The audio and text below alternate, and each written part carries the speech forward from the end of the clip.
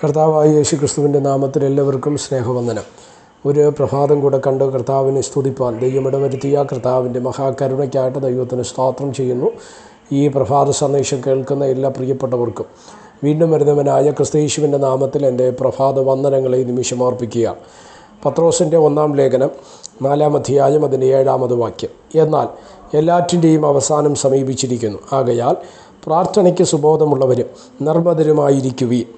ഈ വാക്യങ്ങൾക്കായിട്ട് ദൈവത്തിന് സ്തോത്രം ചെയ്യുന്നു. വളരെ അനുഗ്രഹീതമായ ഒരു ചിന്ത ഇന്ന് പ്രഭാതത്തിൽ നിങ്ങളുമായി പങ്കുവയ്ക്കുവാൻ കർത്താവിൽ ശരണപ്പെടുകയാണ്.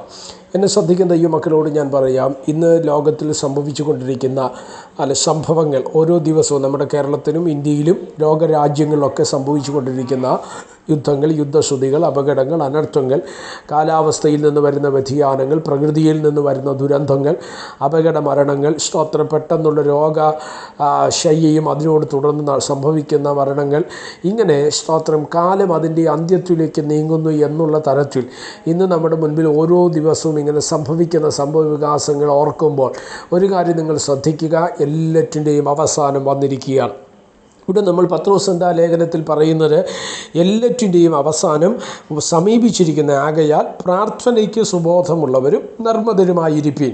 എന്നെ ശ്രദ്ധിക്കുന്ന ദൈവമക്കളോട് ഞാൻ പറയാം, എല്ലാ കാലത്തും ദൈവസന്നിധിയിൽ നമുക്ക് നിൽക്കണമെങ്കിൽ ഈ ലോകത്തിനോട് അനുരൂപപ്പെടാതെ, ഈ ലോകത്തോട് കണക്ട് ചെയ്യാതെ, ഈ ലോകത്തോട് ചേർന്ന് നിൽക്കാതെ നമുക്ക് ദൈവത്തോട് പറ്റി നിൽക്കണമെങ്കിൽ എല്ലാ കാലത്തും നമുക്ക് അനിവാര്യമായ ഒന്നാണ് ദൈവത്തോടുള്ള നമ്മുടെ പ്രാർത്ഥന. അതുകൊണ്ടാണ് പറയുന്നത്, ഈ കാലം, അതായത് 2025 ആണ്ടിൽ നമ്മൾ നിൽക്കുമ്പോൾ ഒരു കാര്യം ശ്രദ്ധിക്കുക, ഈ കാലത്ത് ഏറ്റവും അനിവാര്യമായ ഒന്നാണ് പ്രാർത്ഥന എന്ന് പറയുന്നത്. അതുകൊണ്ട് എല്ലാറ്റിൻ്റെയും അവസാനം വന്നിരിക്കുമ്പോൾ സുബോധത്തോടെ നമ്മൾ എന്ത് ചെയ്യണം? പ്രാർത്ഥനയോടിരിക്കണം. പ്രാർത്ഥന മാത്രം പോരാ, സുബോധവും കൂടെ ആവശ്യമാണ്. നമുക്കറിയാം, ശൂന്യത, അശുദ്ധം, മ്ലേച്ഛതകൾ വിശുദ്ധ സ്ഥലത്ത് നിൽക്കുന്നത് കാണുമ്പോൾ നിങ്ങൾ ഓർക്കുക, എൻ്റെ വരവ് ഏറ്റവും അടുത്തു.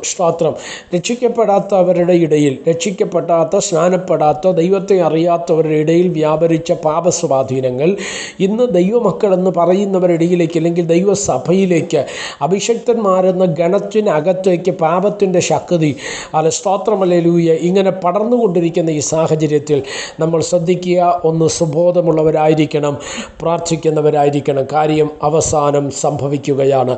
എന്നെ ശ്രദ്ധിക്കുന്ന ദൈവമക്കളോട് ഞാൻ പറയാം, ഒന്ന് പ്രാർത്ഥനയുള്ളവരായിരിക്കണം, 2 സുബോധമുള്ളവരായിരിക്കണം, 3 നിർമ്മതരായിരിപ്പീൻ. ഈ 3 കാര്യങ്ങൾ നമ്മൾ ശ്രദ്ധിച്ചാൽ ഈ അവസാന ലോകത്തിൻ്റെ അവസാന നിമിഷങ്ങളിലും ലോകത്തിൻ്റെ അവസാന കാലഘട്ടത്തും കർത്താവിന് വേണ്ടി ശക്തിയോടെ നിൽക്കുവാൻ, ദൈവരാജ്യത്തിൻ്റെ പദ്ധതിക്കായിട്ട് ഒരുങ്ങപ്പെടുവാൻ സ്വർഗത്തിലെ ദൈവം നമുക്ക് കൃപ നൽകട്ടെ.